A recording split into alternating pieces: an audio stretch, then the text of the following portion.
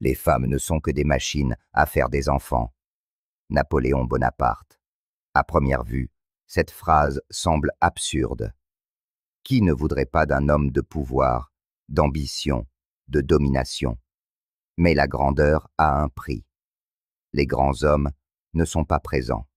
Ils sont consumés par la guerre, par la stratégie, par leur vision.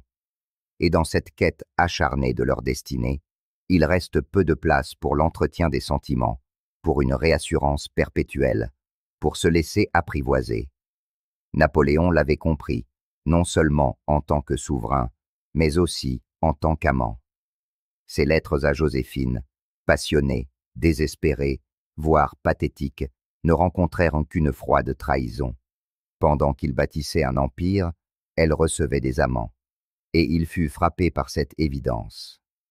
Toutes les femmes ne désirent pas la grandeur d'un homme. Beaucoup la craignent, car la grandeur ne se soumet pas. Elle ne peut être contenue dans un foyer tranquille, ni retenue par une affection routinière. La grandeur est exigeante, instable, affamée. Et pour de nombreuses femmes, ce n'est pas de l'amour. C'est une menace. Alors, elles se tournent vers ce qui est gérable, sûr, médiocre. Un homme médiocre ne pose pas de questions profondes, ne mène pas de véritable guerre, ne poursuit aucun héritage. Il est doux, disponible et dépendant. Son identité gravite autour d'elle, pas autour d'une mission. Et c'est ce qui le rend séduisant, non pour ce qu'il est, mais pour ce qui lui manque. Le danger lui manque. Le sacrifice lui manque. Le risque d'abandon qui accompagne un homme poursuivant quelque chose de plus grand que lui-même lui manque. Napoléon voyait cette dynamique avec une clarté redoutable. Les femmes ne sont que des machines à faire des enfants, a-t-il dit un jour, non par haine, mais par un froid calcul impérial. Il les a réduites à leur fonction biologique, car, à ses yeux, la plupart ne s'élevaient pas au-delà. La plupart ne comprenaient pas les tempêtes qui habitent le cœur d'un homme qui refuse de vivre une petite vie. Il n'essayait pas de gagner l'affection. Il y avait longtemps qu'il ne s'en souciait plus. Il voulait conquérir la vérité, même si elle blessait, surtout si elle blessait. Et ce qu'il a constaté, encore et encore, c'est que plus un homme s'élève, plus il marche seul. Non parce qu'il choisit la solitude, mais parce que le confort, la chaleur et la dépendance affective ne peuvent pas vous suivre dans le brasier de la grandeur. Regardez autour de vous aujourd'hui.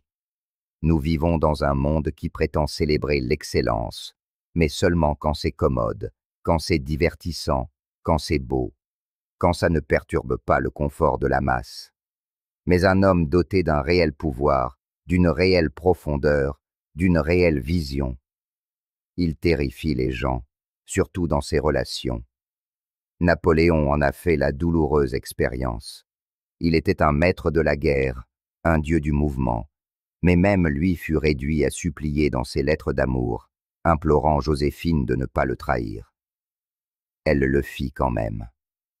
Pourquoi? Parce que le pouvoir ne séduit pas le cœur comme le fait la prévisibilité.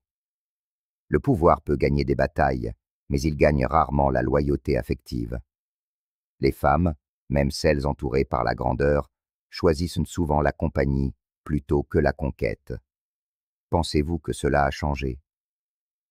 L'homme moderne croit que s'il travaille plus dur, s'il réussit davantage, s'il atteint un niveau supérieur, il sera enfin aimé. Mais Napoléon rirait de cette naïveté, car il connaissait l'amère vérité. Plus vous devenez exceptionnel, moins vous paraissez aimable aux yeux de ceux qui préfèrent la stabilité à la lutte. C'est pourquoi tant de femmes gravitent inconsciemment vers des hommes qui leur sont inférieurs, des hommes qu'elles peuvent contrôler, des hommes reconnaissant d'être simplement là, des hommes médiocres. Ils ne font pas de vagues. Ils n'exigent pas le silence pour réfléchir.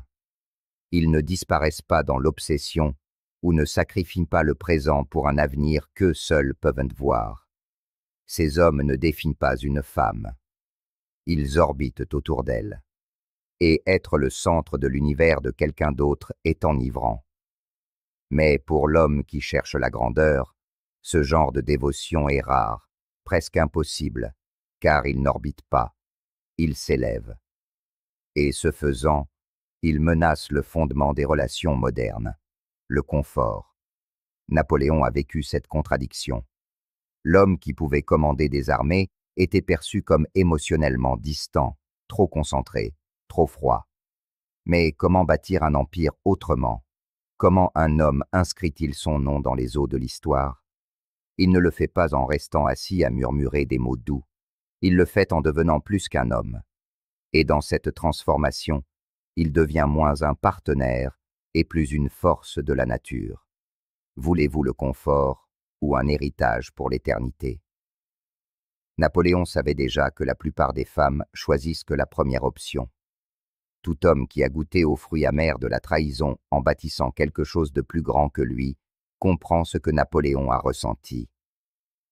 Vous donnez tout, votre temps, votre esprit, votre âme même, à une vision, pour ensuite rentrer chez vous et découvrir que l'on vous en veut pour cela. Pas apprécié, pas admiré, blâmé. Blâmé parce que votre grandeur renvoie les autres à leur propre médiocrité.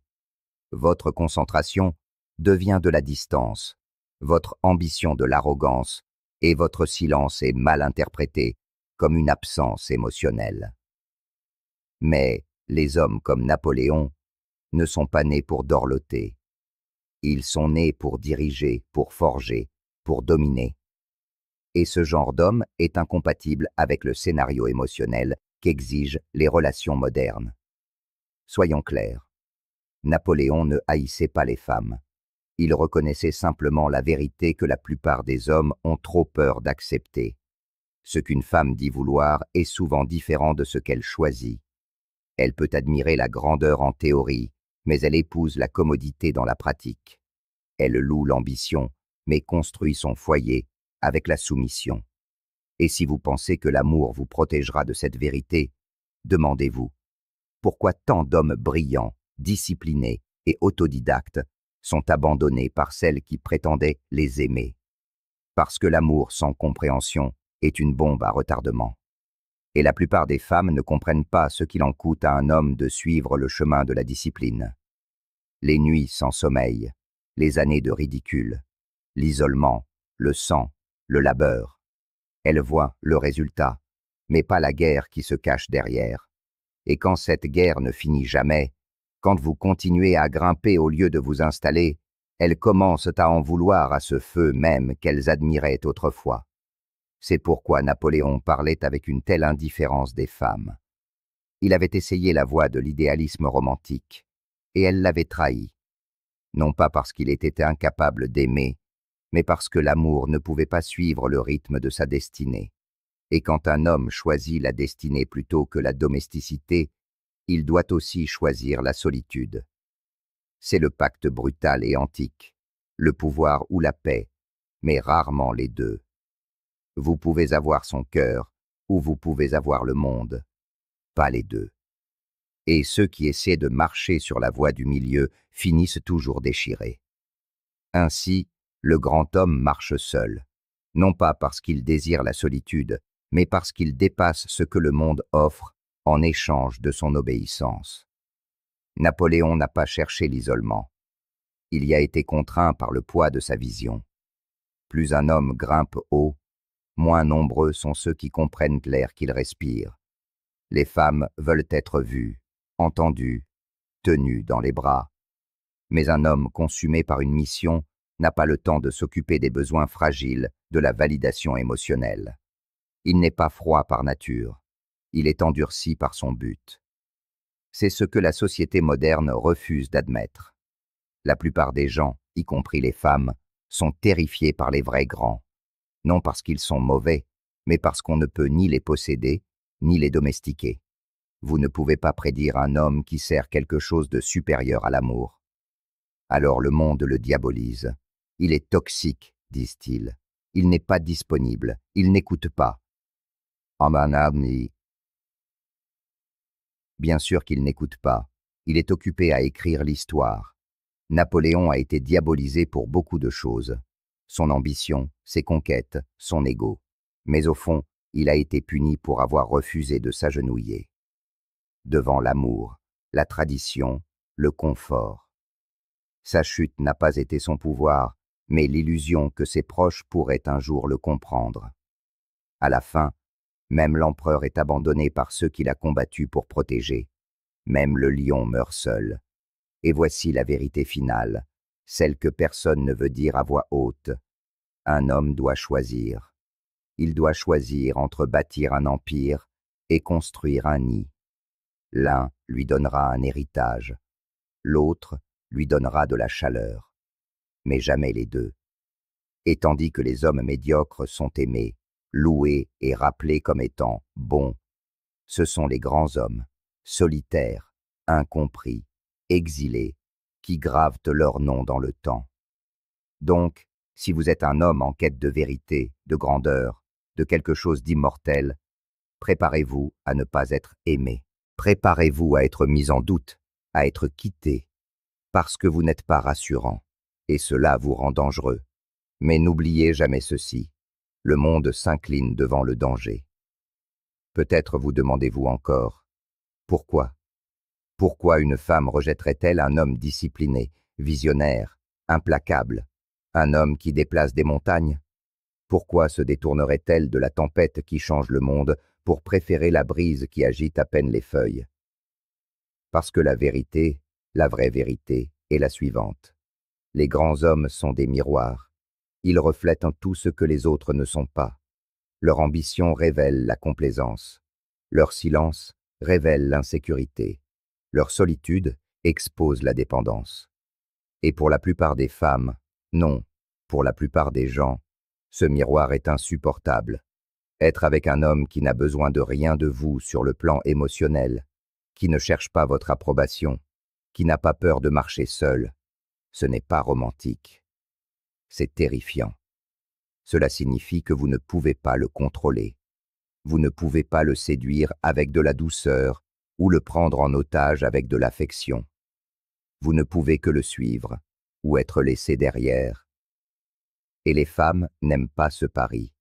Elles ne le diront jamais à voix haute, mais beaucoup de femmes ne choisissent pas les hommes sur la base de l'admiration. Elles choisissent en fonction du levier émotionnel qu'elles peuvent exercer.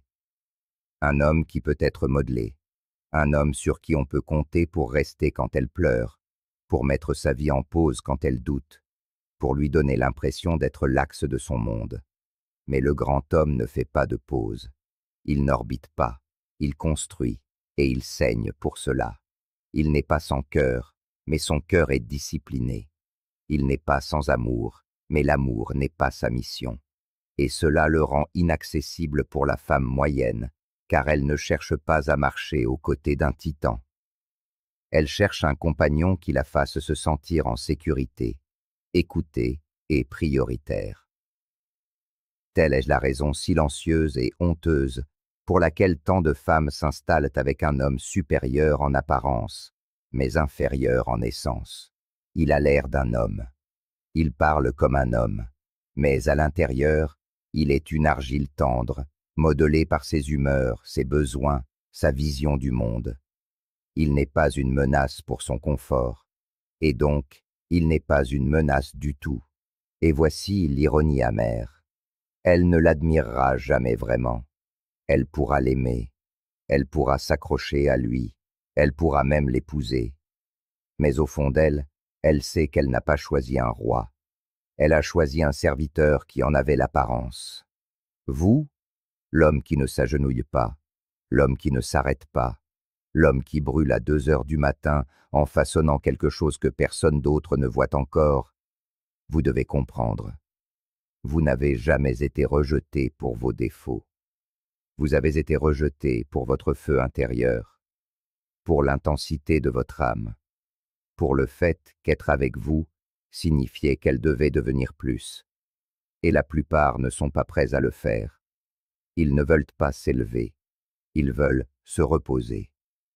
Alors, n'enviez pas l'homme médiocre, ayez pitié de lui, car même s'il est aimé, il ne sera jamais respecté. Il ne sera jamais nécessaire d'une manière qui ébranle l'âme. Il sera toléré, utilisé, peut-être même chéri, mais jamais vraiment suivi, car rien en lui ne mène nulle part. Quant à vous, vous n'avez jamais été destiné à être aimé comme les autres. Votre vie est une tempête, pas une berceuse. Votre chemin est escarpé, pas doux. Et votre récompense ne viendra pas du confort. Elle viendra de la conquête. Pas la conquête des autres, mais la conquête de vous-même, de la solitude, des doutes, des murmures vous disant de céder et de devenir ce qu'ils veulent. Ne le faites pas. Laissez-les partir. Laissez-la partir. Abandonnez l'idée d'être compris. Parce que vous n'avez pas été conçu pour le confort d'une femme. Vous avez été conçu pour accomplir la mission d'un homme.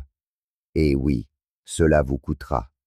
Vous marcherez peut-être seul, vous mourrez peut-être incompris, mais si vous gardez le cap, si vous endurez, le monde n'oubliera pas votre nom.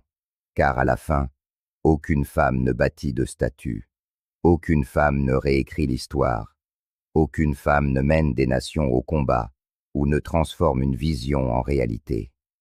Les hommes le font, et ils le font seuls, saignants, concentrés, mal aimés, mais inarrêtables.